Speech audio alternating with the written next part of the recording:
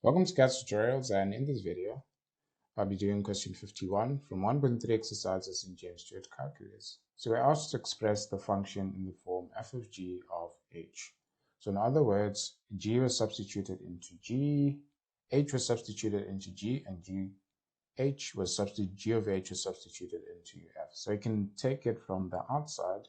We have some function squared over there, and if we were to imagine an f, it would be t squared, and we substituted a g which had sine and a cosine, but even before that we might have had a sine, and in that sine we substituted h, which is cosine of t.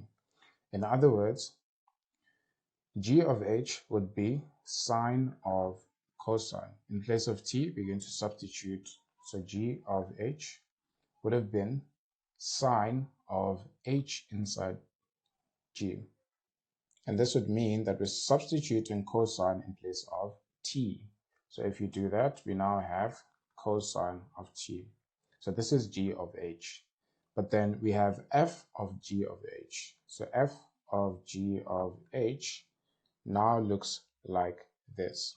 So we're substituting sine of cosine t into f, and f is t squared. So if we substitute that there, then we're going to have sine of cosine t squared. We're just going to square everything because we're substituting it in place of t. That's how it works. So cosine was substituted into t's place, and sine of cosine was substituted into t's place in f. So f of g of h is actually f of sine of cosine. And if you want to extend this or take it in steps, just like I did here, g of h is this, and f of g of h is that.